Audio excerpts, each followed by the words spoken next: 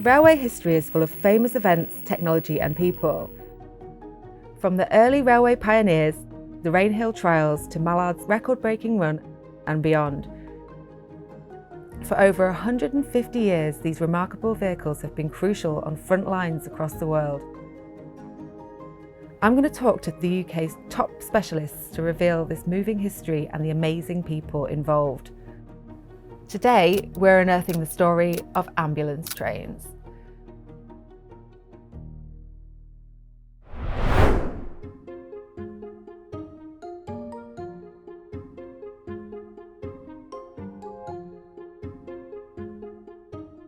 I'm Alison Petersen and I'm the Senior Curator of Archives and Railway Collections at the National Railway Museum. And I'm lucky enough to be sat here today in a vehicle that was once configured as an ambulance car and was used to transport patients to British military hospitals. Ambulance trains were nearly always converted back to civilian use after times of war. This carriage has served many purposes since it was an ambulance car and is now used as a dining car for afternoon tea in Station Hall. Ambulance trains have been around for a very long time. They were first used in the Crimean War, the American Civil War and the Boer War. But how have they developed since then? In more recent times, ambulance trains were used in the First World War, the Second World War, and even all the way up into the Cold War.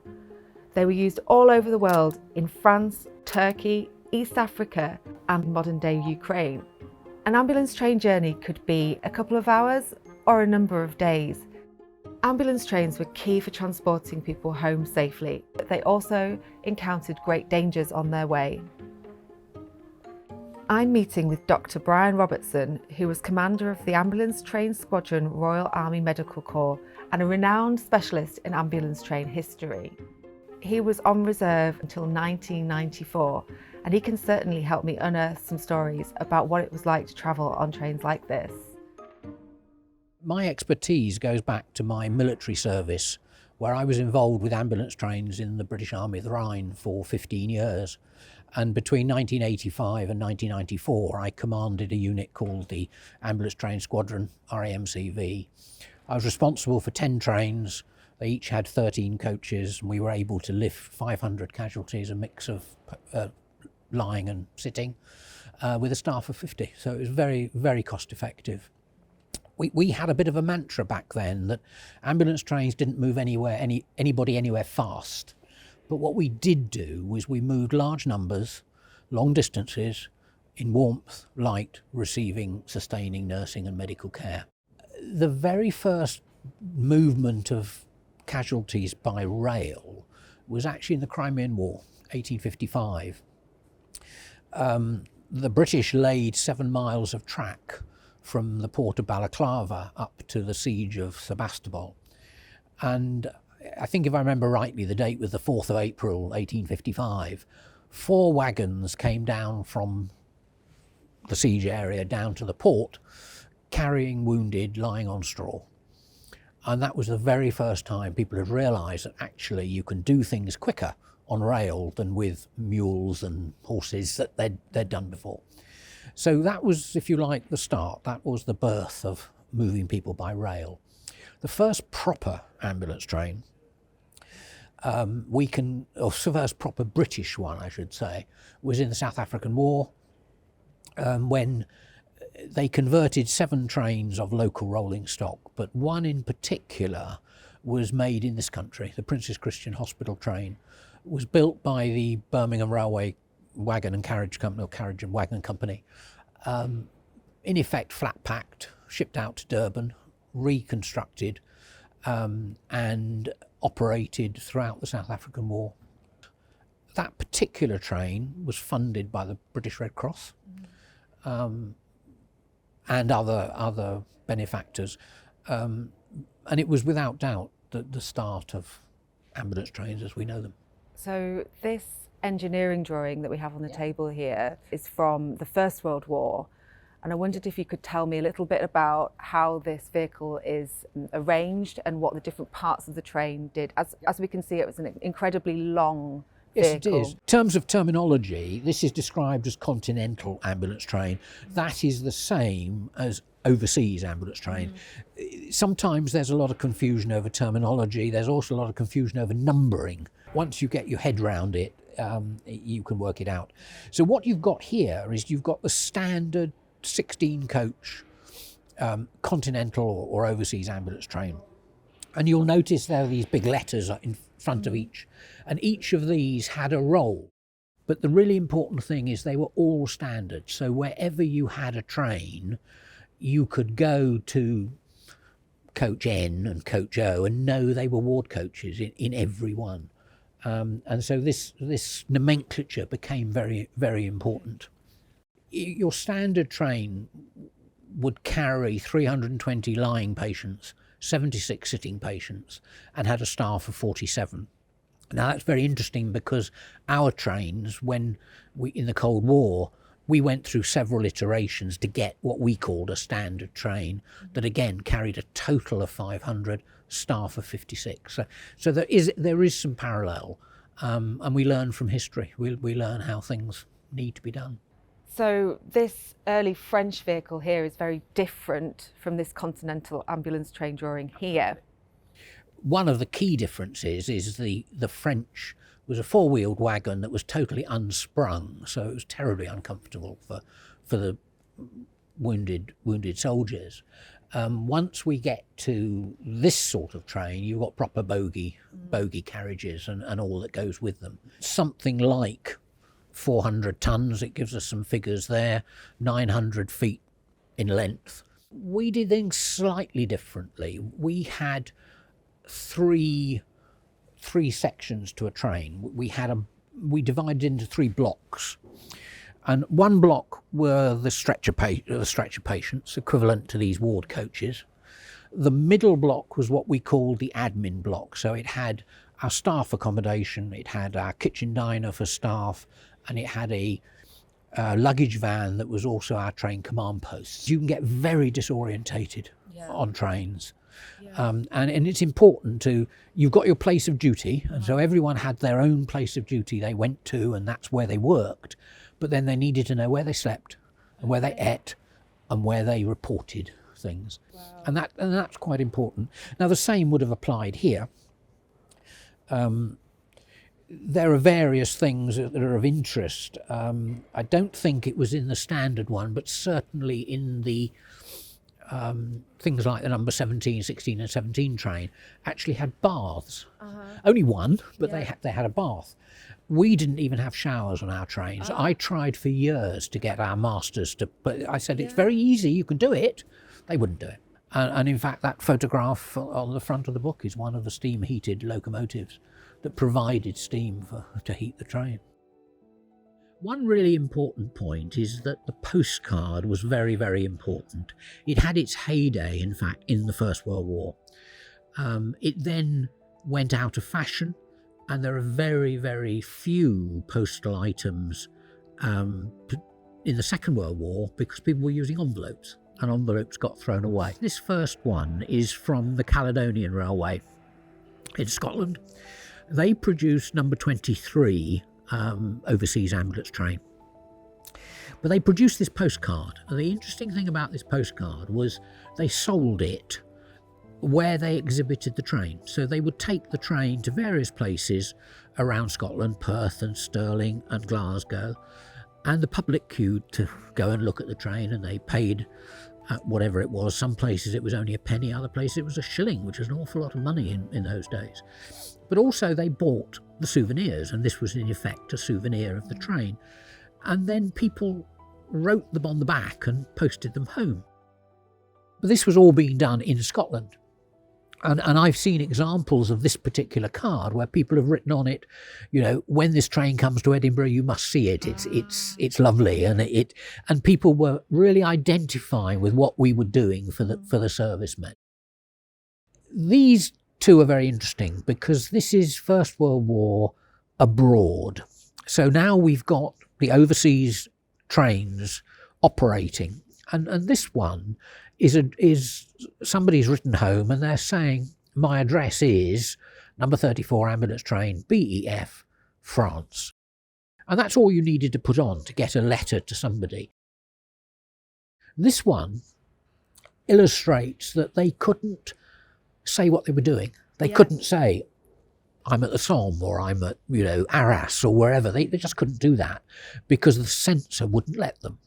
And this is the censor mark on the card, saying that somebody's read it and somebody's happy with what they're saying. We come up to the Cold War. Now, this happens to be a card we produced. I had a good photographer on one of my trains, and he took a number of illustrations of us training.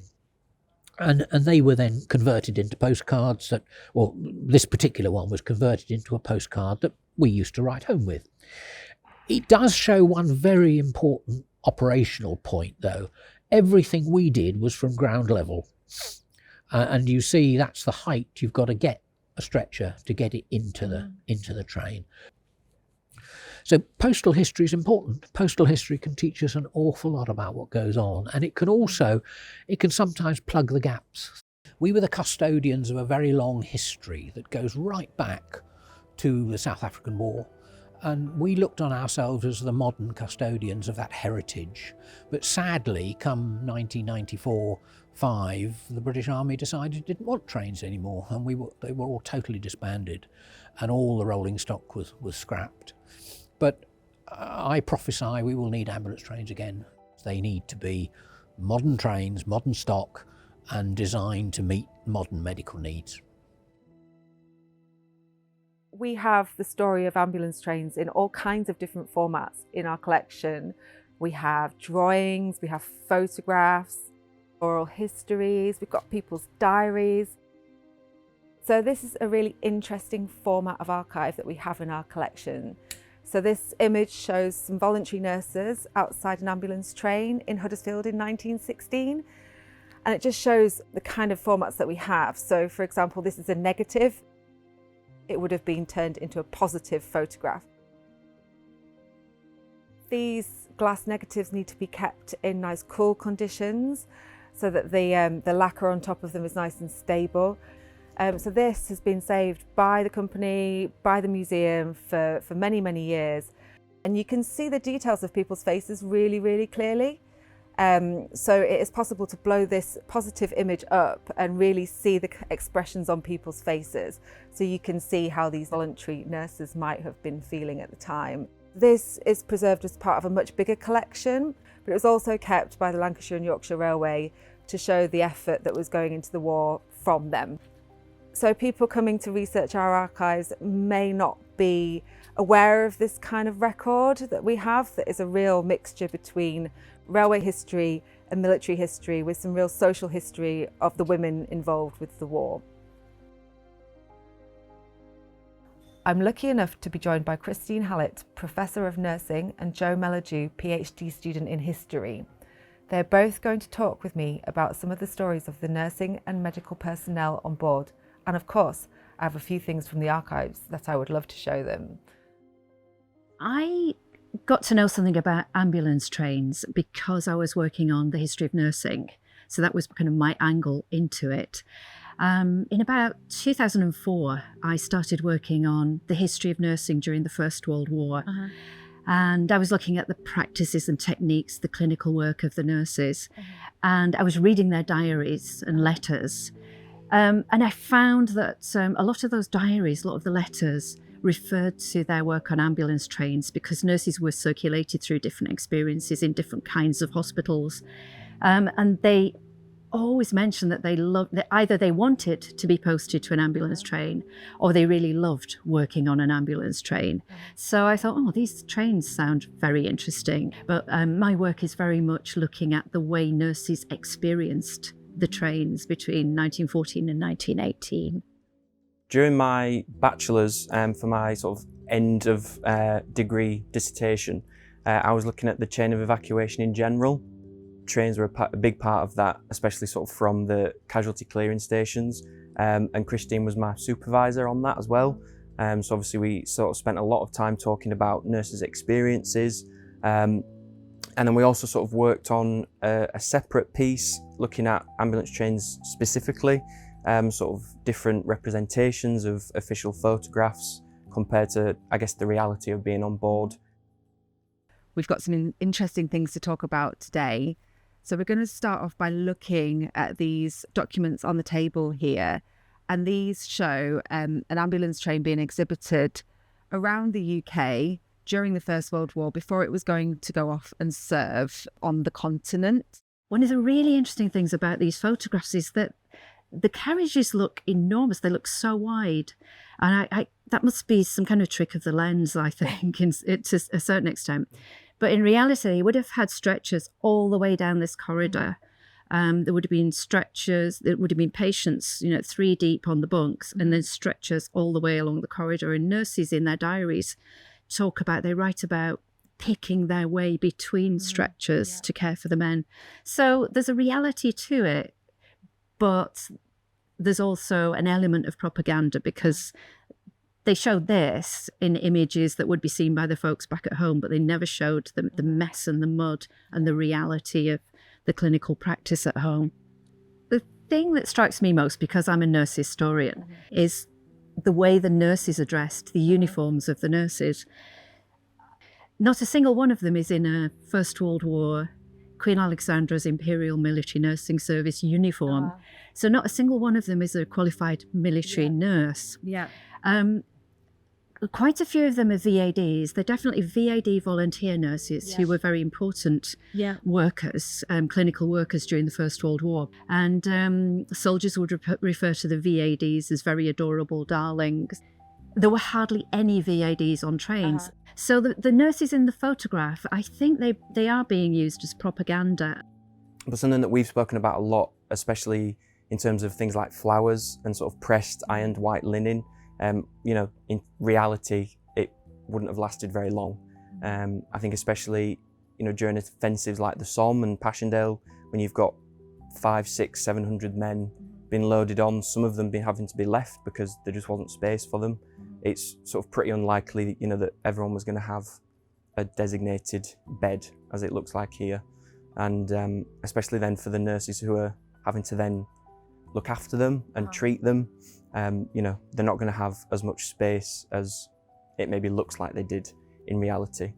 And like Christine was saying, in terms of propaganda, if you could go and see this in person and think, well, I hope my, brother, uncle, son, father doesn't get injured, but if he does, he'll be okay because he's got this sort of swanky train to look after him. There's quite a lot of VADs or nurses in this picture here. But in reality, how many nurses would have actually been on a very, very long ambulance train with hundreds of men on it? How many nurses would there have been? It varied a lot. I think many of the ambulance trains held anywhere between 100 and 500 patients. And you would have had anywhere between 2 and 4 nurses. So on a large train, which would have functioned almost like a moving hospital. I often call them hospital trains as well as ambulance trains. And you see that in the archives, in the materials, they call them hospital trains. In one of those really large trains, you would have had many carriages, but probably only 3 or 4 nurses moving between the carriages, but at least a couple of orderlies actually stationed in each carriage. So they stayed still and cared for the patients within their carriage. They were very unusual because they were women. They were amongst the few women to actually get this close to the front lines of battle during the First World War. Other nurses were stationed in casualty clearing stations, and they could be within 3 miles of the front lines. But apart from those nurses, these were the closest women to the action, if you like, during the First World War. They got right up to the railheads where the patients were loaded onto the trains.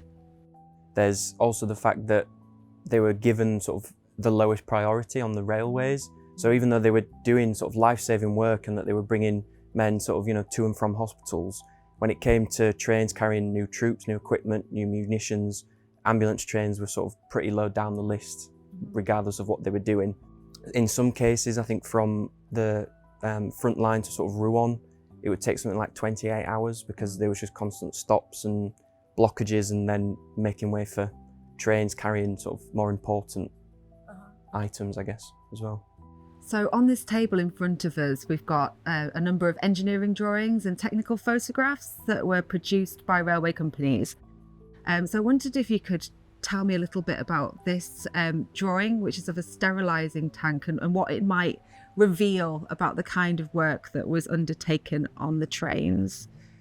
It shows us that there was a lot of specialisation sort of went on board. There was lots of different jobs to be done. With the sterilisation tank, it was really important. Nurses talk a lot. They sort of really valued being able to clean equipment, obviously keep everything sanitary, especially for, you know, medical purposes, and then also for themselves, sort of cleaning uniforms, things like that, cleaning the wounded as they were coming in, because, you know, if they were coming straight from a forward area, they were going to be sort of covered in, you know, all sorts of things. So that was really important. But this sort of process, a lot of nurses talk about it being quite difficult because they just sort of lack of availability of the sort of products that you needed, or especially water. Water was a really big thing that was really tricky for them to get hold of.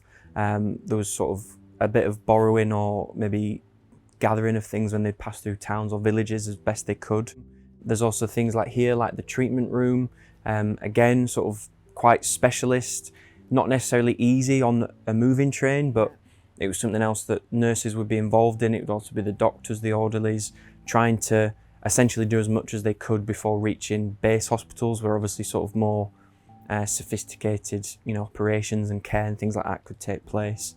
And I guess similar with things like this one, they've sort of pharmacies on board, offices, sort of places to clean linen, things like that. The way in which these trains are like a hospital is kind of really amplified when you think of different carriages being used as different specialist wards, even a ward for what they referred to at the time as mental cases. And they were patients with what was labelled at the time shell shock, and we would refer to as post-traumatic stress disorder. And yeah, they were secured. You know, these windows were barred so that patients who were suffering a severe psychosis, you know, from the PTSD they were experiencing wouldn't jump out of the windows. And then, as you mentioned earlier, in terms of the specifics like ashtrays, spitting cups, urine bottles, sort of showing the amount of intricate pieces that were involved on these trains, and sort of how, especially as the war went on, how sophisticated they'd become. Given the context of the First World War, you know, there was only so much that medical knowledge could do for you, you know, when you then faced the realities of men who had been blown up, or machine gun fire, sniper shots, things like that.